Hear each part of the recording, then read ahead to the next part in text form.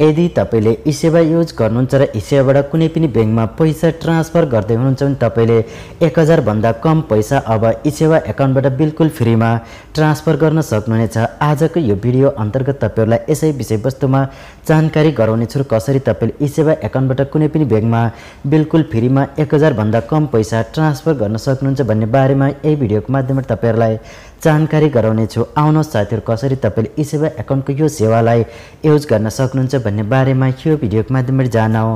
आउनुहोस् सुरु गरौं।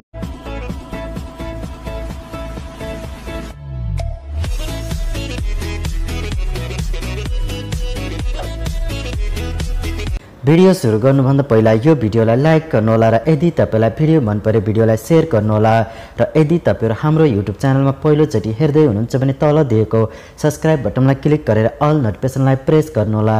यदि तपाईले eSewa युज गर्नुहुन्छ र eSewa एकाउन्टबाट कुनै पनि बैंकमा 1000 भन्दा तलको पैसा ट्रान्सफर गर्नुहुन्छ भने तपाईले अब बिल्कुल फ्रीमा गर्न सक्नुहुन्छ। त्यसको लागि तपाईले आफ्नो eSewa एकाउन्टलाई भेरिफाई गर्नुपर्ने हुन्छ।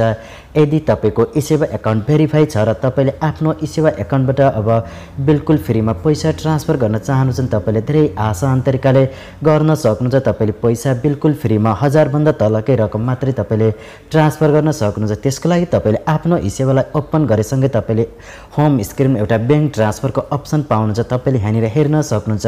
तपाईले बैंक ट्रान्सफर अप्सनलाई क्लिक गर्नुस् र अब तपाईको मोबाइल फोनमा एउटा यस्तो इन्टरफेस आउनेछ जुन तपाईले देख्न सक्नुहुन्छ। तल तपाईले गुड न्यूज भनेर देख्न सक्नुहुन्छ।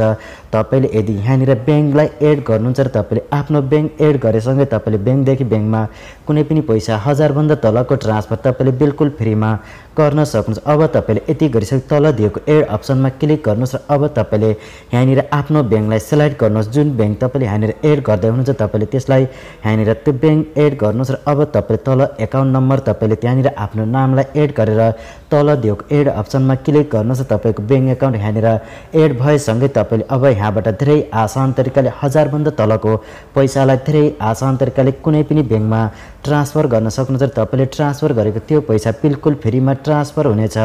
यसरी तपाईले यो सेवालाई धेरै आसान तरिकाले युज गर्न सक्नुहुनेछ। तपाईले यो सेवालाई युज गर्नलाई तपाईको eSewa वालेट भेरिफाई हुनुपर्दछ।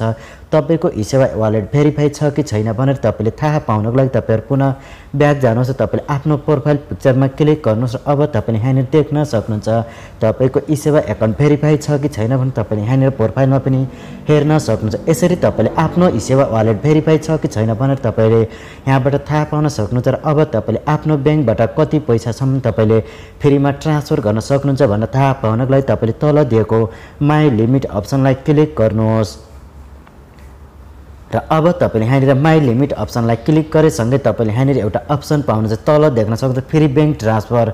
तपाईले फ्री बैंक ट्रान्सफरलाई क्लिक गर्नुहोस् र अब तपाईले यहाँनिर हेर्न सक्नुहुन्छ तपाईले कति पैसासम्म तपाईको eSewa वालेटबाट फ्रीमा ट्रान्सफर गर्न सक्नुहुन्छ। तपाईले यहाँनिर देख्न सक्नुहुन्छ तपाईले म्याक्सिमम कुनै पनि बैंकमा तपाईले दिनको 5000 सम्म मात्रै ट्रान्सफर गर्न सक्नुहुन्छ। तपाईले यहाँनिर देख्न सक्नुहुन्छ। यसरी तपाईले धेरै आसान तरिकाले eSewa वालेटबाट कुनै पनि बैंकमा तपाईले दिनको 5000 सम्म हजार गरेर त्यो पैसालाई कुनै पनि बैंक एकाउन्टमा ट्रान्सफर गर्न सक्नुहुन्छ र तपाईले ट्रान्सफर गरेको त्यो पैसा बिल्कुल फ्रीमा ट्रान्सफर हुनेछ।